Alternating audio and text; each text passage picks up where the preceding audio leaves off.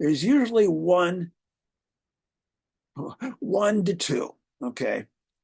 One time I had a class, remember it was back in the summer of '07, where half the students were in this classification. Ooh, yeah. Now, let me tell you what I'm talking about. Let me tell you the type of stuff these people do or don't do. Here we are on Queen Anne Avenue, about 100 feet from that always stop, going southbound. And we have these three people levitating across the crosswalk, two of them headed toward Menchie's. Um, Kind of looks like Abbey Road. But, and if I was to ask, I won't ask you because the answer is so obvious. But, if I were to ask you what you should do at this point, the answer is very clear. You should step on the brakes and stop the car at the correct point, which is what most of the students will do. But in the 8%, they're either not on the brake at all or they're actually still on the gas, even though there's clearly a stop sign there and there are clearly people in the crosswalk. And so I will stop the car. And then I'll ask them, did you see the people in front of you? Go, yeah. They say, why didn't you stop? Why did you do something about it? And they'll say, I don't know. And they really can't explain it. This is what I call process delay. You see, they can clearly see what's going on. They better, or they're not shouldn't be driving. And I'm sure that they intellectually know that they should put the brake on and do something about it. But there is this disconnect between what is seen and what they do. The connection is either not there at all, or the connection is so slow, it might as well not be there. Okay. Another example, a curve. Okay. We come up, the driver turns the wheel and goes around the curve. No problem. Here's what some people in this classification there's what'll happen with them. Okay. As the old saying goes, the road curves, they don't. And unless I reach over and grab the wheel, the car would go straight right off the road. And again, I say, can you see that the street curved? Yeah. I say, why didn't you do something about it? This is not a Google self-driving car. And they honestly don't have an answer. Now, if your kid is in this grouping, there's two phrases I'll have for you right now. They're both three words. Number one, don't blame me. Number two, God help you. I do the best I can with these people, but it's beyond my control. This is just something about the way some people's brains are wired. Okay. And one reason I know this is identical twins. And I've had hundreds of identical twins doing this over the last 30 years. And I can take identical twin out, number one, and then I can take identical twin number two out on the same route. And 90% of the time, they will do the exact same thing if they're going to make an error, it's the exact error at the exact same place. It's uncanny. So if twin number one is fine, I'm not going to worry that much about twin number two. This is not really the case quite so much for non-identical twins. It is definitely not the case for siblings of different ages, but it is for twins. And I remember one summer I had identical triplets, the Mills triplets. They were all just awful, and I would have one right after the other. Yeah, except I wasn't smiling. Okay. So, can people in this classification ever learn? Yeah, but they're what I call rote learners, and it's usually only after hundreds of hours of supervised practice and sometimes two or three collisions before they kind of get the message. Okay. But again, I do the best I can, but it just is statistically the way it is sometimes. All right. Okay. The intermediate license, I did send you the link to that. I'm not going to go over the particulars of it because you can all do that on your own, but when they first get their license, for the first 6 months, they're not going to be able to have any passengers in the car unless they are immediate family, and cousins are not immediate family. Another question that comes, excuse me, more iced tea, then I'll be right back with you here. Okay, good. I didn't spill any on the laptop. I'll drink it, hopefully not spilling. All right. Here's a question that has come up. With the learner's permit, can they have friends in the car with them? Yes. Okay. The only stipulation of the learner's permit is that somebody must be in the front seat with them that has had a driver's license somewhere in the world for 5+ years. That's it. Okay. It doesn't have to be a parent or it could be anybody as long as that's it. But yeah, they can have other people. As to whether anybody's going to want to ride with them, that's another matter, but it is legal. Okay. All right. Practice driving. I make a big, huge deal about this, as I do about a lot of things, but this is what I'm really big on. Okay, you need to experience this. Yeah, you do need to experience it. Experience reduces collisions. Okay, the more hours of pre-test or pre-licensing experience somebody has before they get their license, the less chances they have of actually getting in a collision later on. Now, when I say 0 hours, what do I mean? Well, that means that somebody, whether they be my students or some other driving program, comes in, takes the drive test, and the only experience they've had is 6 hours of driver's ed. That's it. Now, legally, they have to have 50 hours of experience, and the 6 hours they get with me does count. Although I think they should have more than 50 hours. I think it should be more like 150. So there's no way that anybody could prove, or you don't prove, that they've had that 50 hours. They can just lie about it. But there are a certain percentage of my students who, that's it. They've only had the 6 hours with me. And they get in the car. They usually don't pass the drive test, but let's say they do. Yeah, I say, look, technically you passed the test because you didn't technically do anything to fail the test, because there's a standard way of scoring it. I said, that's the good news in your case. The bad news is you are going to get yourself into some real trouble. And kind of the cost of them having me pass them is to sit there for about 5 minutes while I go over some very important points that, that they're not doing right. But just realize that they are going to need, the more experience they have, the better. Okay. Now, I can tell you, so there are a lot of parents that don't want to drive with their kids. And in many cases, I guess I can understand this, but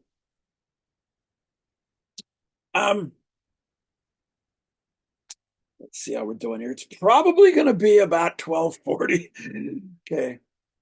But, I can tell you, don't worry about it. It's going to be great, except those guys should actually have seatbelts on, Like say, you're going to love this. Look at those hearts floating up in the air. It's a great bonding experience, I can tell you that. Not to get stressed. It's like, look at that. There's Zach. The kid just looks like his name should be Zach. And, I can tell you that. And, yeah, Zach, yeah, he's good and he knows it, as they say. But and then you could hook me up to a lie detector, also known as a polygraph, and I'd be lying through my teeth. The fact of the matter is, getting in a car in the right seat with an unlicensed driver is stressful. And unless the kid can drive perfectly, which a few of them can, but most of them can't. Now, is it stressful for me? Usually not, because number one, I know what to do. I know what mistakes they're going to make. and I can correct the mistakes before they get too bad. Number two, I have a brake on my side, and I have three different cars I teach, and one of my cars has an accelerator on the right side. And number three, I can take control of the car so fast, it's like medically abnormal how fast I can do it. And yeah, I can tell you that. So pay attention here. Now, that video I sent you, that's, if you follow that process, that's going to make it less stressful. It's going to make it safer. Okay? Not completely stress-free or completely safe, but it'll be an improvement if you follow that process. Okay, so let's say that that's you and your kid. By the way, I realize that none of you actually look like that. If you do, oh my God, I feel sorry for you. Even I don't look that bad, and I look pretty bad. Okay, so there is good old Zach driving, but you're like kind of on the edge, but you're not panicking.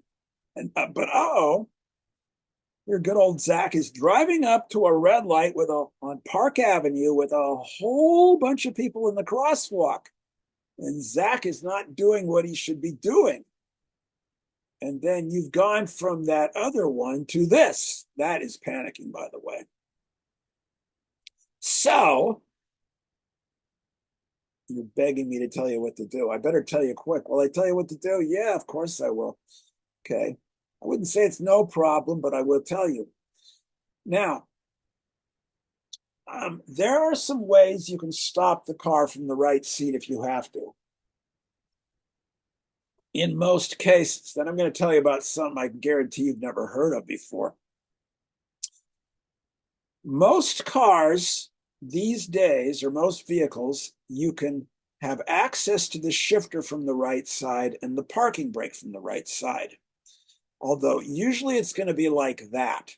Okay, although that one, in some way, that old type is actually better in many cases. Okay. So the kid is going and they got to stop. And unless they're going to stop in the next 2 or 3 seconds, something really nasty is going to happen. Pull that parking brake. Is that as effective as stepping on the brakes? It is not. Number one is because unlike what they're technically called the service brakes, the hydraulic ones that you step on, with the exception of 2 cars made in the world, the parking brake only works on the back brakes, which are nowhere near as effective as the front brakes are all 4. But it's better than nothing. But there's something you can instantly do that's going to make doing that twice as effective. What you do is this. And anytime I use the brake, I always do this. Take the gear selector and knock it 1 click forward into neutral. That will cut the power to the drive wheels. The engine will rev. Then you pull that. This has to be done very quickly. But at least the parking brake is no longer fighting the engine. Okay, so the car will stop quicker if you do that. Okay, there is a device. There's like 3 different devices you can buy on Amazon that are dual braking devices. I'll talk about 3 of them here because I actually have one of these things, okay? This is not as good as having a brake on the right side of the car. And by the way, in case you're wondering people ask me, how do you buy a car with a brake on the right side? You don't. I have to put them in myself. And I will tell you, putting a brake on the right side of the car requires a lot of mechanical inventiveness. Okay. And most cars these days, it is a very difficult thing to do. I will also tell you this just kind of as a conversation piece. I had 3 cars I teach in. I start everybody off and the car's like 10 years old. It's still very serviceable, but I don't want to call it a beater, but it's not perfect. It's a 10-year-old Mazda, which is like indestructible. Really good car though. And then I switch up to another car called a GLI, which is a super nice car. And believe it or not, people think I'm crazy for doing this. You're probably right, but one of my cars that I give lessons in is a $200,000 Porsche. People say you must be out of your mind. I say you're probably right, and but I do have that much confidence in my ability to stay out of wrecks, and I use that toward the end. And trust me, I roll up in that thing, and sometimes parents, well, good God, you got to be kidding me. You're giving kids lessons in that thing. I say, yeah, it's all tax deductible though. But this is a device called the controller. You can buy it on Amazon for about $100. And here's how it works. It's a pretty simple device. You can see there. Now, if you look at their promotional video, does it work as well as their promotional their video? Of course it doesn't. But it does work, but you really can't, it is a two-handed operation, okay?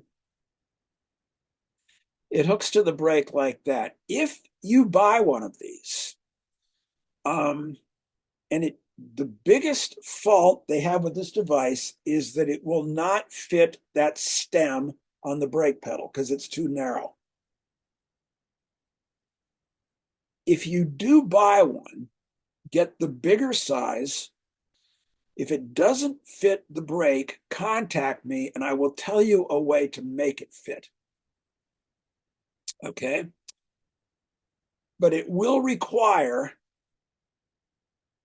a few hours in the garage kind of making a little adapter, but I will tell you I will let you know how to do it. Okay. Now it is better than nothing though. You can stop the car, but it does require both arms to do. There's one that you use your left hand only on. This is called a wing brake. I've never actually used one. But I would imagine that it would not be quite as good as the other one, okay? Because you have to do everything with your left arm and you would have to push it quite hard. But again, it would be better than nothing, okay? There is another one that's about $300 and it's an actual pedal, okay? It's like a self-contained unit and you put it in the car and of course you put it in the car. Where else would you put it? You got a pedal on your side and it hooks up to the brake on the other side. It works. It does work. Okay. I know because I have one. I've experimented with it. The one I've got, I took and I modified a bit to make it beefier. In other words, stronger.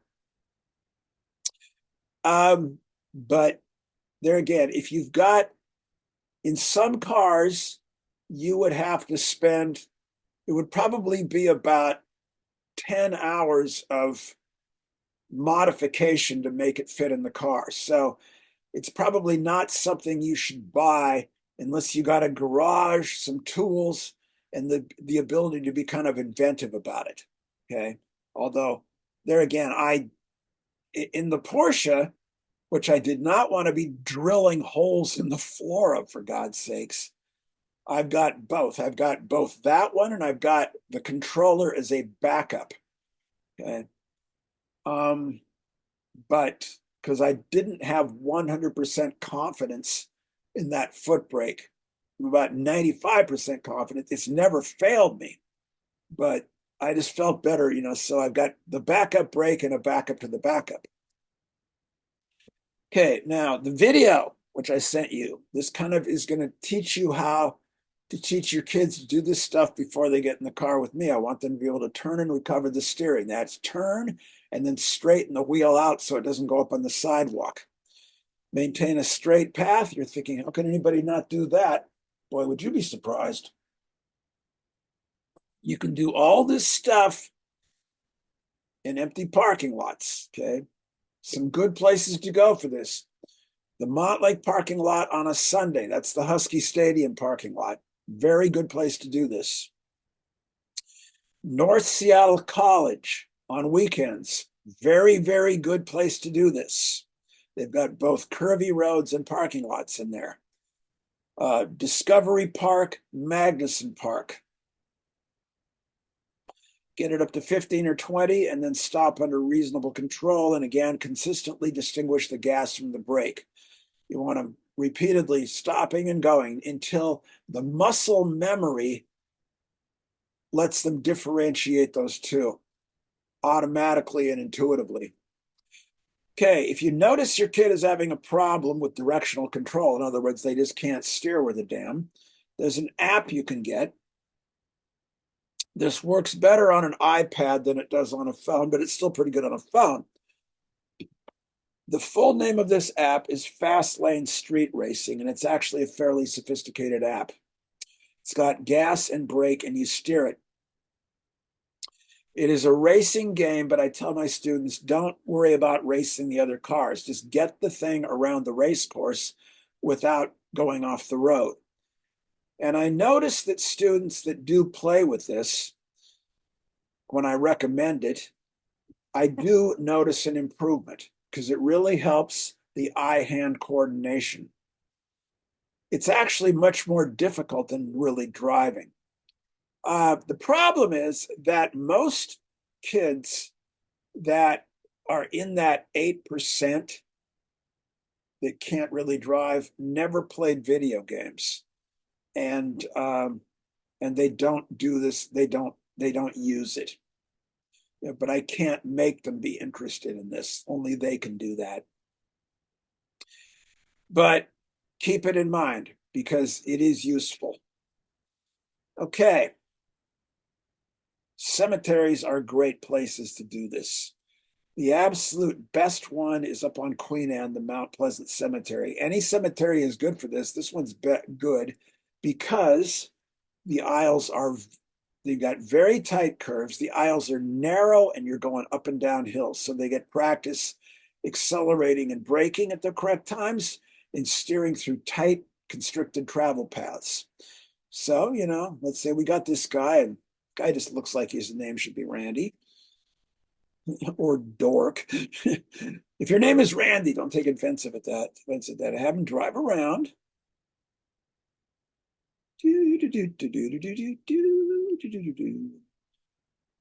And then a few times, then reverse the order.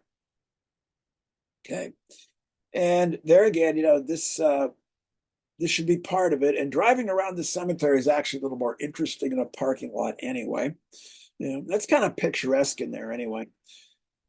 So some things to avoid in the beginning anyway that they're going to have a problem with. Number one, reversing and parking. One thing that you're going to be absolutely shocked by is even if your kid can drive the car fine in drive, more often than not, 75% of the time, they're going to put it in reverse and they are just going to suck at it. Okay, see, for most people, what happens with the front end of a vehicle in relation to what they do with the steering wheel is more or less intuitive. In reverse, for some reason, it's not. They don't know which way to turn the wheel.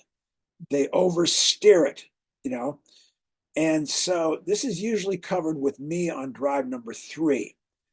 But just be aware that any reversing that needs to be done in the beginning is probably not going to be done very well by them.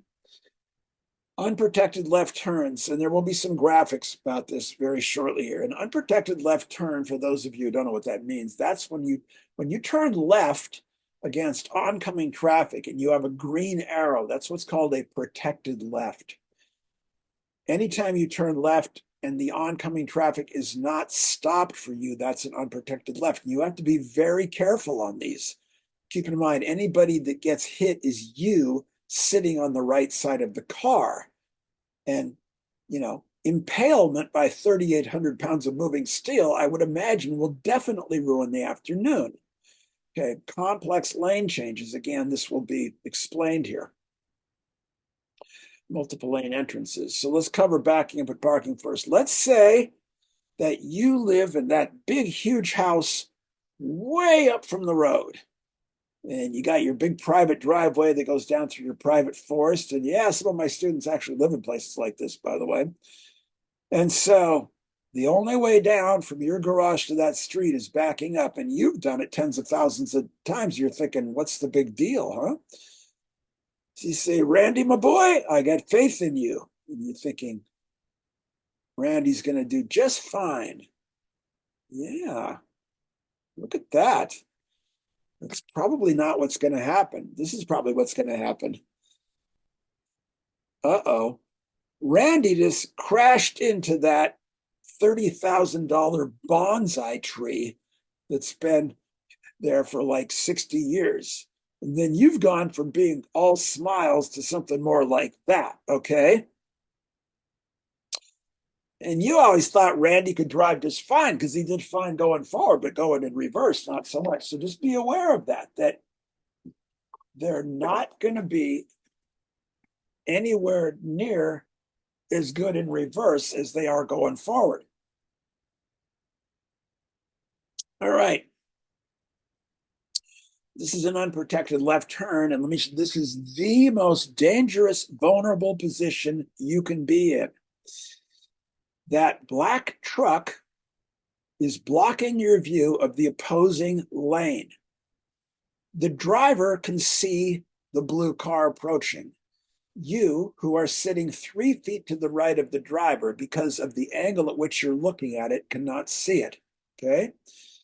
And this can be really scary, okay? So how do you avoid situations like this? You avoid them. That's how you do it. Go down to where there's a protected turn.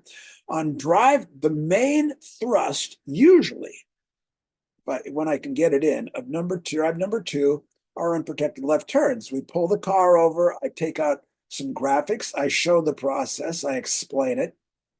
And then we do them repeatedly. Because in this city, there's a lot of these, and they have to be done quite precisely. Okay?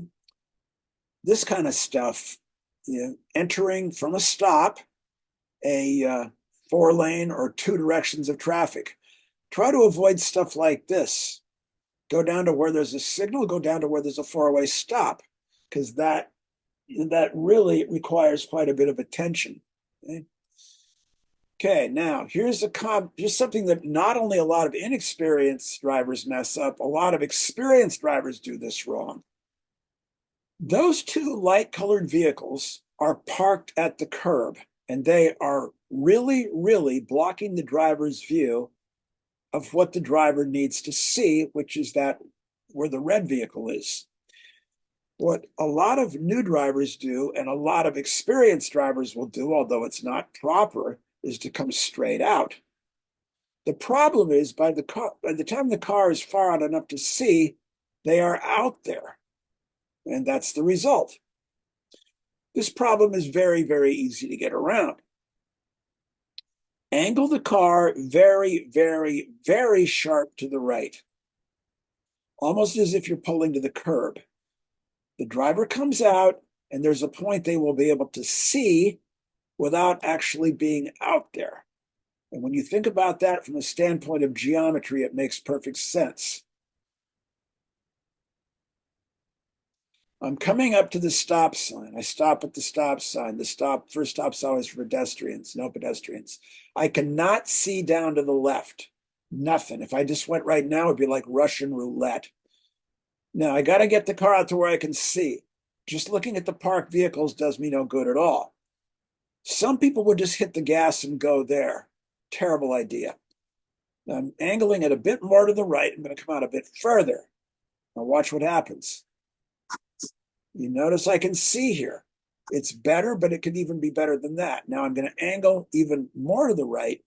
I'm going to come out just another 18 inches. Now watch what happens between here and here. By coming out another 18 inches, I have virtually quadrupled my range of visibility, and I'm still not out in the lane. That's how you get around that issue. It's easy to get around, okay? Like that.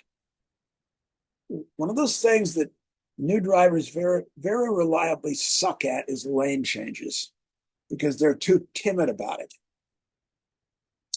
Okay, so let's say you're headed northbound on Aurora. You're going through Woodland Park. You're about to pass Green Lake. and you need your kid to turn left at 80th or 85th. The time to get them in the left lane is then, when it's easy, as opposed to later when it's harder, because they're probably going to very likely screw it up. Okay, so yellow car. A lot of times they'll slow down for no reason, and there's a solid line of cars in that other lane, and they can never get the car over there. Mistake number one. Mistake number two, they just keep going the same speed. And there's no place to get into that left lane. What I will usually do, although there are exceptions depending upon the situation, is I'll tell them to accelerate, okay? And get in front of those line of cars. And one thing about my cars, they all accelerate fast. One of my cars, especially that Porsche, is like absolutely frightening how fast it's basically a four-door race car. So, but that's better than just crashing into the cars next to them. Sometimes, depending on the situation, I'll have them drop it back and we'll drop in back, but it has to be decisive. I say you got to make a decision, either get in front of them or get in back of them, one or the other. Okay, but just be aware that they're not going to be particularly good at lane changes. Okay, this has to do with spatial relations. This is a standard width Seattle residential street. I apologize for going longer, but for some reason, every time I do this, it gets longer. I don't know what it is, but hang with me. It won't take all day.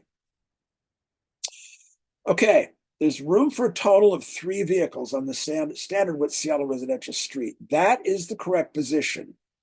Dead centered, although that's not actually dead centered. You have to be in a position where even if a door is open on each side, the car will still go through.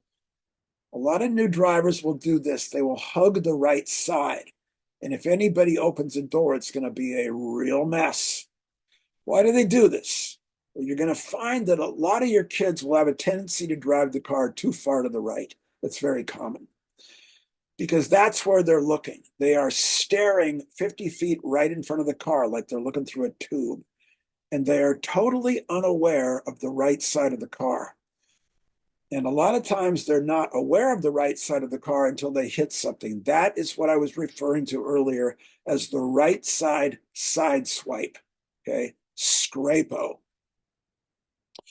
More about that in a few minutes. Some stuff you definitely want to avoid in the beginning is personal issues.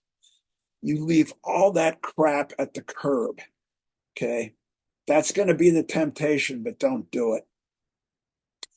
Any issue you have with your kid, excuse me, more iced tea here. After this, I'll be out of it. I'm running out just about in time. Okay. Any issue you have with your kid outside of the car is going to get that big or bigger inside of the car. It just magnifies it. So as tempting as it is to bug them about stuff, don't do it, okay? Okay, some stuff you should do. Give very clear, simple, obvious directions well in advance. And this is from the feedback of tens of thousands of students, what it's like to drive with their parents, okay? Because they tell me this stuff quite a bit. If you want them to turn right, tell them like 3 or 4 blocks in advance, all right? Not when you're like 6 inches from the corner. And get them into the correct lane for turns, because a lot of times they're not going to get into the correct lane for that turn. Don't say right unless you mean the direction right. Okay? Okay, again, get them into the correct lane for turns well in advance. There can be a very obviously marked left turn lane or right turn lane, and a lot of times they will not get into it. So you need to make sure you get them into that correct lane well in advance. Okay, look further ahead than you normally would, and look further to the sides. Narrate. There's something coming up. Just mention it, okay? Plan the routes in advance for safety, not because it's the way you always went. And said, point, don't just say right or left, because 1/3 of all my students have zero conception of right and left. I'm really big on following distance. I usually do not care how fast we're going. Okay, I don't. I say move with the traffic flow, but always have enough distance in front of you. So if they just stop, there's no doubt you could stop before running into them. And then I say, following distance is much more critical than speed is. I just, when we're in the car, I'm not even looking at the speedometer. I just say, go the same speed everybody else is going. Don't worry, we're not going to get pulled over. You're not going to get a ticket because it's never happened. Okay. You want a little more following distance with students than you do experienced drivers because it's going to take them a bit longer to stop that car total. So you need a bit more following distance. Not a ridiculous amount more, but just really control that following distance. That's like really important. The legal minimum is 2 seconds. That's way too close. Now, the biggest reason inexperienced drivers get in more wrecks than experienced drivers is tunnel vision. We are driving on that street. We're going to probably see our lateral field of visibility is going to be more than that. We are clearly going to see that four-way stop. But here's what the brand new driver is going to see in many cases. It's not going to be that. It's going to be that. I'm not kidding you. It's like they are looking through a tube. That's what they're seeing, but that's what they need to see. That's one of the reasons why they're not stopping or putting the brakes on when they should. But if you just mention to them, there's a stop sign ahead, that's going to draw their attention to it. Now, here's something I've never been able to figure. If you live in Magnolia, or if you ever go to Magnolia, I say this kind of from an entertainment standpoint as much as anything else, and I've never been able to figure this out, but I've got students who drive really well.